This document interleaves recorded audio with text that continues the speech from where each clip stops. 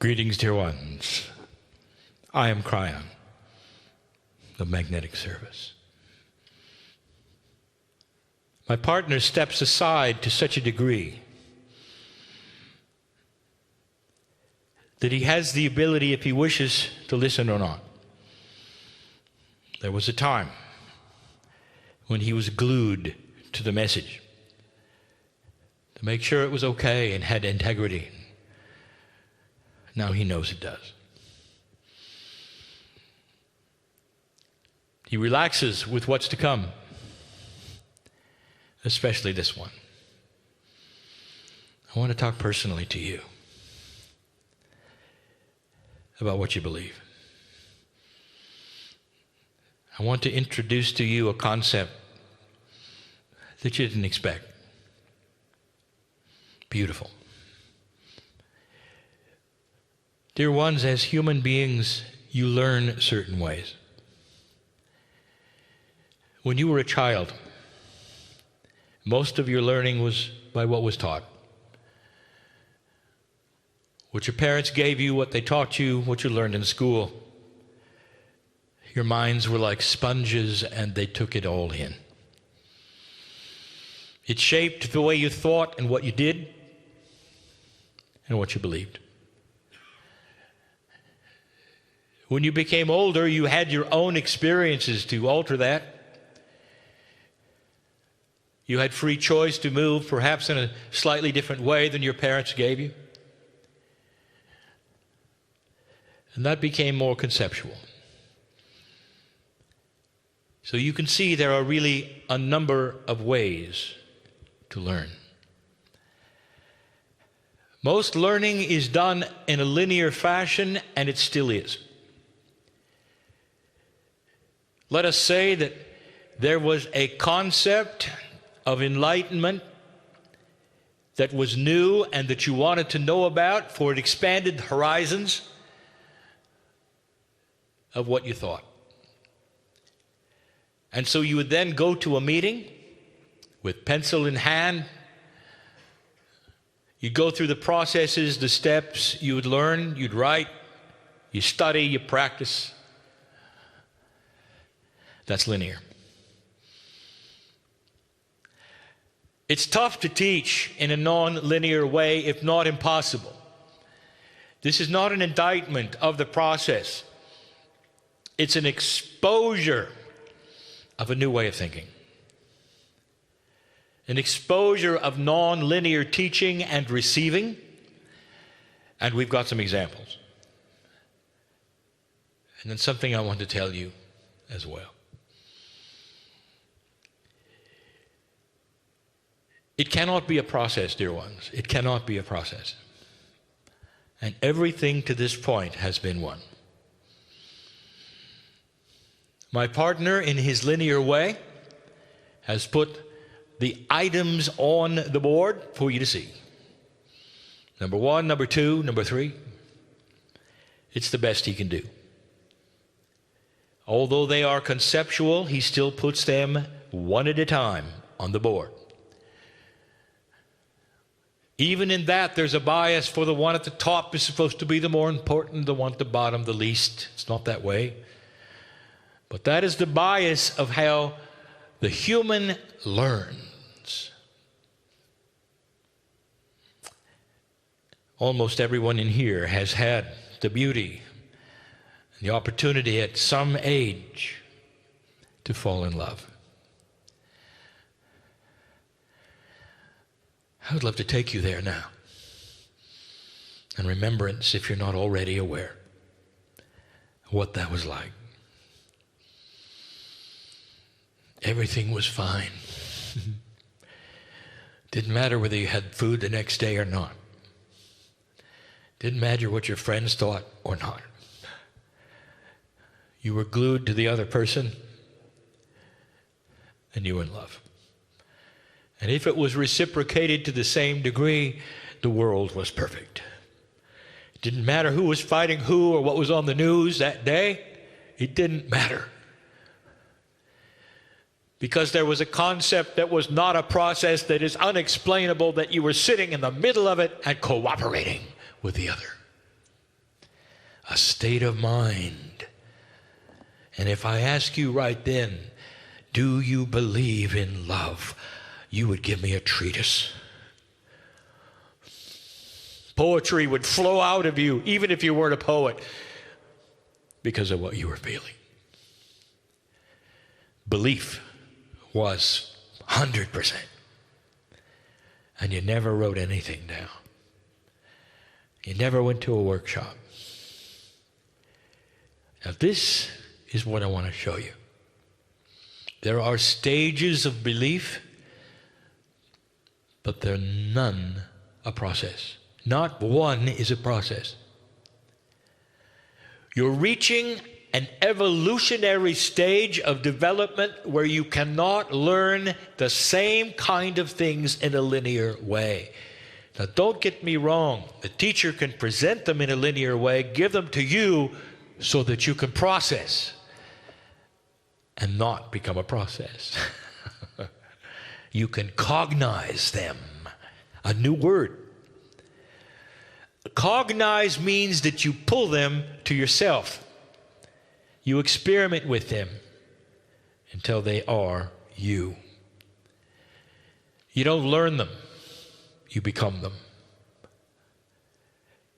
So the best teachers may give you linear things, but you're going to have to take those linear things and cognize them as a way of being.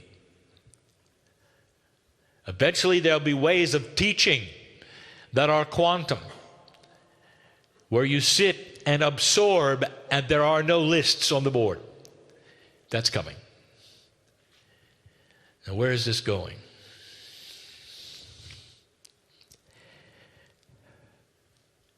Let's say I ask you a question right now. Now, this is a rhetorical question. You don't have to answer it, but I would like you to think of it as a real question, or set of questions that you answer not out loud, but almost. I want you to think the answer. And it starts easy. Do you believe in God? And you will say, yes. And then it starts to get harder. Do you believe you have a purpose in life that is related to the Creator? Do you believe in energies? Do you believe you lived before? Do you believe there are energies in your DNA you're not aware of? Do you believe that you were seeded from those from another planet? Do you believe the galaxy teems with life? Do you believe that sound and color can change the personality of a human being? Do you believe? Do you believe? Do you believe that consciousness will win over matter? Could you create things out of nothing with your mind? Could a group of human beings with pure intent change the weather? Yes or no? Now, here's what happens. Even in an astute group like this, who has traveled all of the distance, genuine light workers, pure intent, in love with God, you'll all say yes to all of them. I know who you are, and I know you don't mean it. Is that shocking to you?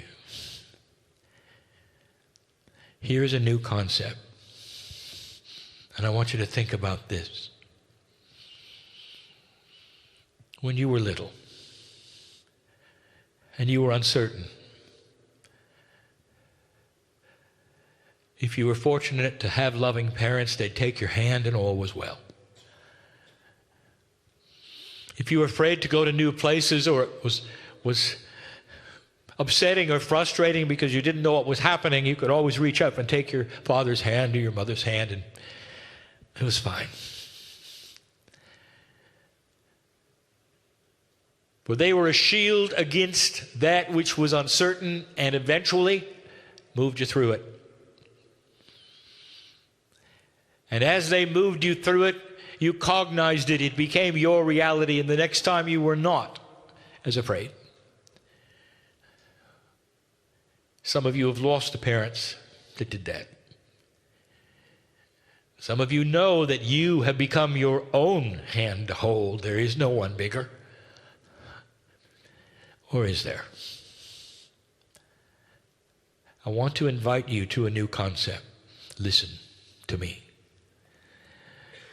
When I ask the question, do you believe in this and that and this? When Spirit asks the question, do you believe in this or that? It's not the voice in the sky judging you. I want you to be able to say and have the right to say, I'm not certain. I'm not certain. And at that moment in time, you can take the hand of God in any metaphor you want to until you are certain. Until it's been proved or disproved, and you can take your time. Here's what I want to tell you. You're linear. You expect there's some kind of a flash bulb of cognization that when you brought into the love of God and you realize there's more, that everything is supposed to come with it. Instantly, you believe in the strangest things you can imagine. And you sit there and you say yes to everything, because if you don't, somehow it just doesn't work. Here's the concept. You have the right to say, I'm not sure. And when you do, there is a process, yes, from Spirit, called love. It is a way of being that takes you by the hand and helps you with the things that you're not sure of. My partner doesn't like talking about himself, so I'm not going to use him in a literal fashion. I'm going to give a metaphor about my partner. He's happy with that.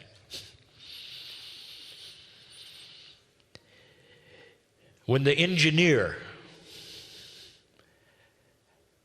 was looking at Kryon, he laughed. For it was not his reality. He was practical and stubborn. Now that he's a light worker, he's practical and stubborn. You see, those don't matter. He was looking for a house in the fog. A house he was told was there. He was told he was there by his spiritual guidance. That is, when I first came into his life with the concept of benevolence and love and largeness of spirit, he felt it. He wanted more and he looked for it. There are those who told him not to look for the house in the fog because if he found it, it would grab him and take his soul. But he looked. He couldn't help but look because it felt so good. As an engineer in simplicity, he wanted to find the house in the fog, open the door, and feel he was home. It's a metaphor. Eventually he did. He couldn't see the house until he got right up to it. So shrouded it was. He was told pure intent. He had to ask. He had to want to. It wasn't going to show itself. He had to search, and he did. He opened the door and he found the house, and there he was in the house in the fog. And there were all those around him and said, wait till you see the rooms. Oh, they're filled with magic. And this is where my partner had the problem. Because right there, if I ask him the question, do you believe in God? He'd say, yes, with all that is in me. Do you believe God loves you? Yes. Do you believe God is a part of you? Yes. Do you believe in this energy that is the creative source and that you are part of it? Yes, I can feel it. I am that. Do you believe in reincarnation? No.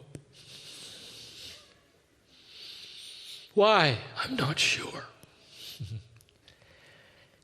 What about sound and color healing? I'm not sure. What about the ability to create things with your reality? I'm not sure. My partner began channeling without ever entering the rooms. It took him years to open the door to past lives. Years to go into some of the other things that some of you are so intimate with and natural with, and the engineer struggled. And what we told him then, as we held his hand, if you want to enter the houses that you're uncertain of, we'll be there to hold your hand until you are sure, or until you shut the door. Complete and total free choice to go at your own pace to the things that perhaps are more advanced in what you call the knowledge of the way things work. My partner found out quickly that there are stoppers. That is, things that will stop you from ever opening the door to the next houses. You may stay there and say, God is real, God is in my life, I believe, and that's it. I'm not going to go any farther. Sometimes it's peer pressure in society that tells you not to. And that creates fear. But that's not the worst one, dear ones, because we are filled in this room with warriors of the light. And a warrior will pierce through and not be afraid. That's not the worst one. The worst one is what happens when you get there and you fall into the linear trap of humanism. Now you see it. Now you try it. And now you're worried about everything. I'm not doing it right. This doesn't seem to be working. I've done A, B, and C. I did not get D like I was told. Since I didn't, I'll try something else. Or worse, I didn't achieve it correctly. Or worse, I didn't do it right, and now I'm in trouble. How do I undo this? Kryon. Like God has a blackboard checking things off that you're doing right and wrong. When your mother and your father took your hand when you were distressed, were they checking off a blackboard, or were they just trying to help you?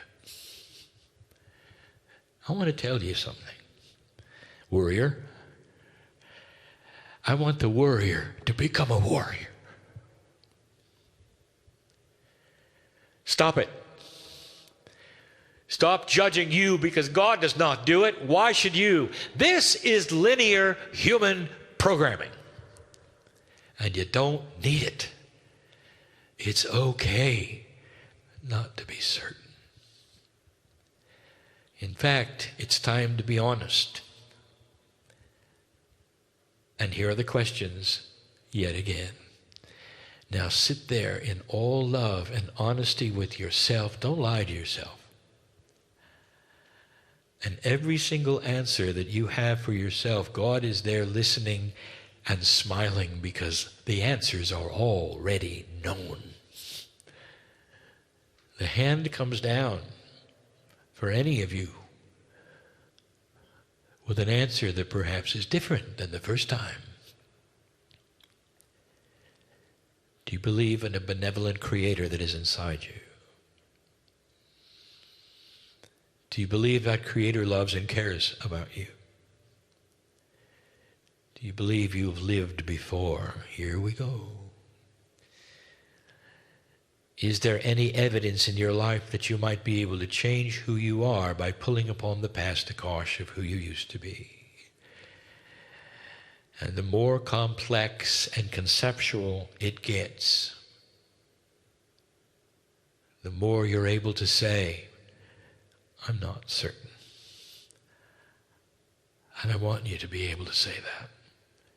This is how it works. It's not a process. You cognize things because over time you experience intuitive thought. And over a period of time, these things make sense as you connect the dots, and you're no longer afraid. Soon they become your reality. Often there is a hierarchy of how long it takes. Slowly, little by little, the man in the chair is the example. In his stubbornness, in his practicalness, he opened those houses of magic so slowly that only a few years ago were they all opened. Now he has a complete picture and he teaches it as a complete picture. But if anyone were to tell him that he had to believe in all of them, he would never have even found the house in the fog.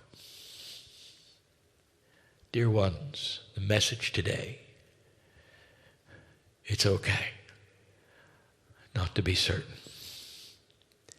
There's a hand that you can take that'll walk you right through it, step by step, piece by piece, at your own rate, while you continue to love God.